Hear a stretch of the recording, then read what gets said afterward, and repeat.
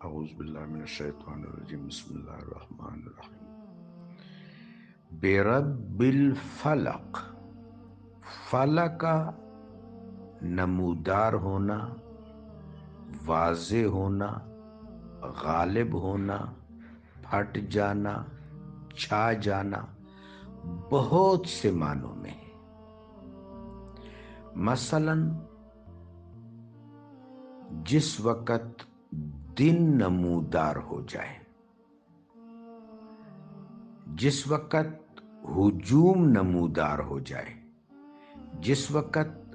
مخالف نمودار ہو جائے، جس وقت خیر نمودار ہو جائے،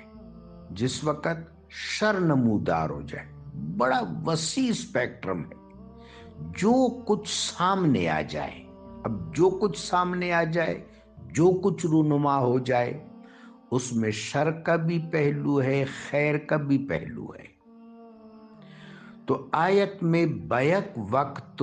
دو چیزیں ملحوظ خاطر ہیں، ایک تکوینی، ایک تشریعی۔ تکوینی یہ ہے کہ انسان ایک حد تک نتائج کو اپنے حق میں کر سکتا ہے، ایک حد تک مؤثر ہے، ایک حد تک چیزوں کو دیکھ سکتا ہے، ان کو اپنا سکتا ہے یا ان سے بچ سکتا ہے۔ تو یہ تشریعی امر ہے۔ تشریعی امر میں آیت کا مطلب یہ ہوگا کہ اے اللہ ہمیں ایسی توفیق دے دے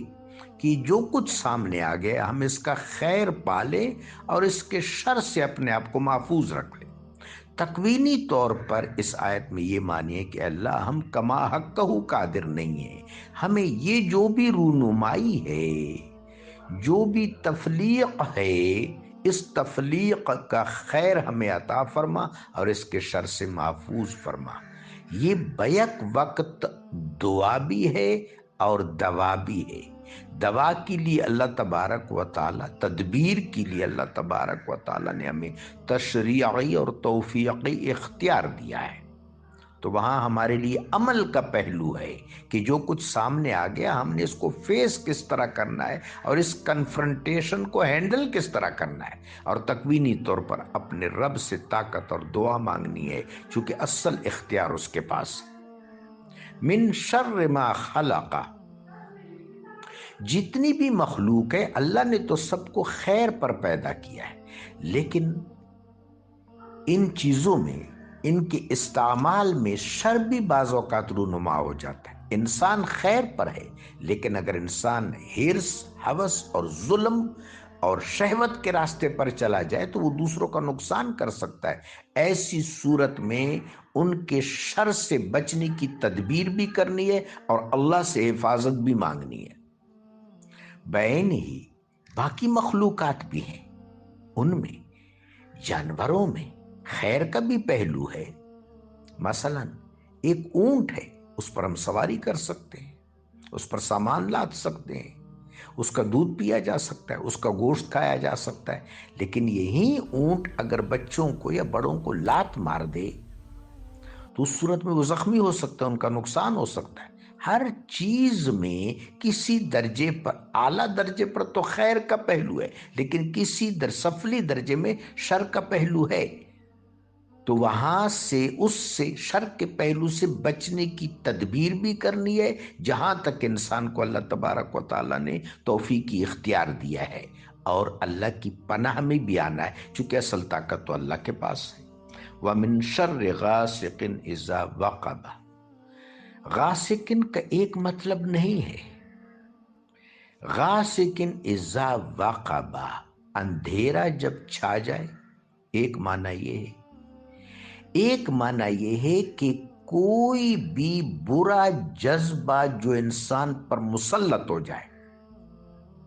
حتیٰ کہ اہل علم نے اس کی تشریح اس طرح بھی کی ہے کہ اگر انسان کی کوئی سفلی خواہش اس پر چھا جائے اور وہ برائی پر انسان کو برائی پر مجبور کر دے، مثلا رات کا وقت ہے،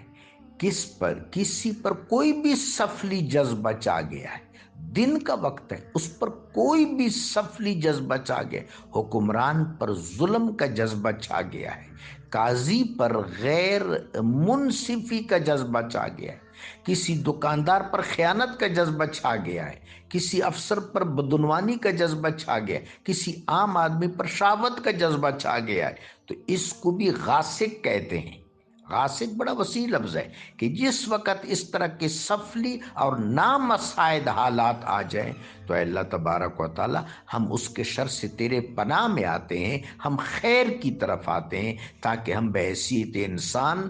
خیر آباد ہو جائیں، خیر المآب ہو جائیں اور شر سے کلی طور پر مجتنب ہو جائیں۔ وَمِن شَرِّ النَّفَّاثَاتِ فِي الْعُقَدِ، اس سے صرف گروہوں پر پھونک پھونک کر پڑنے والیاں، منتر کرنے والیاں مراد نہیں ہیں، صرف ساحرات اور جادوگرنیاں مراد نہیں ہیں جو داغوں پر گرہیں لگاتی ہیں، ان گرہوں پر منتر پھونکتی ہیں، کنووں میں پھینکتی ہیں، راستوں میں پھینکتی ہیں، صحن میں پھینکتی ہیں تاکہ لوگوں پر جادو کا اثر ہو۔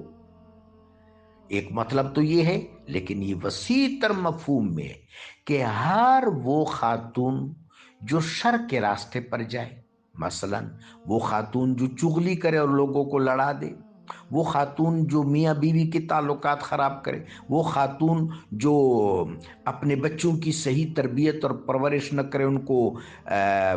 شر کے راستے پر لگا دے، وہ بہو جو خاندان کے اندر توڑ کا باعث بنے، وہ ساس جو اپنی بہوؤں کی حق تلفی کرے، وہ خواتین جو معاشرے میں برائیاں پھیلاتی ہیں، وہ خواتین جو معاشرے میں ابتری اور ناچاکی پھیلاتی ہیں، وہ سب اس دائرہ میں آتی ہیں۔ تو یہ جتنی بھی بیڈ پریکٹسز ہیں ان کے شر سے اللہ تیرے پناہ میں آتے ہیں۔ اور اس طرح حسد کرنے والا، حسد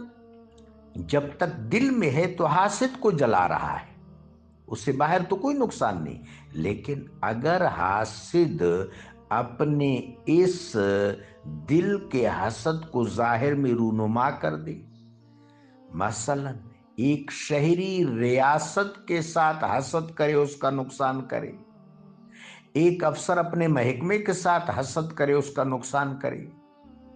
گھر کا کوئی فرد گھر کے سربراہ کے ساتھ حسد کرے، اس کا نقصان کر دے، بیوی شوہر کے ساتھ، شوہر بیوی کے ساتھ حسد کرے، استاد شاگرد، شاگرد استاد کے ساتھ حسد کرے، عوام حکمرانوں کے ساتھ، حکمران عوام کے ساتھ حسد کریں،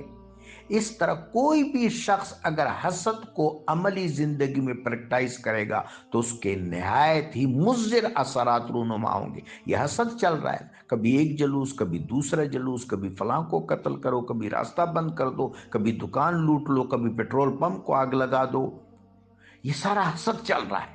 یہ حسد کا شر ہے جس نے دنیا کو برباد کر دیا، جس کے پاس طاقت آ گئی ہے وہ چھوٹے ممالک کے وسائل پر قبضہ کر لیتا ہے،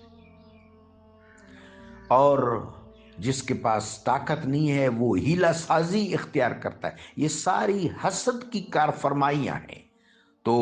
مرد مومن سے، خاتون مومنہ سے رب جلیل نے ان کو نسخہ دے دیا ہے، تریاق دے دیا ہے، استدراک دے دیا ہے، ایک ایسا نسخہ کیمیا عطا فرما دیا ہے کہ ان تمام چیزوں سے تم نے بچنے کا اہتمام بھی کرنا ہے۔ صرف دعا نہیں ہے، عمل بھی ہے، دعا بھی ہے۔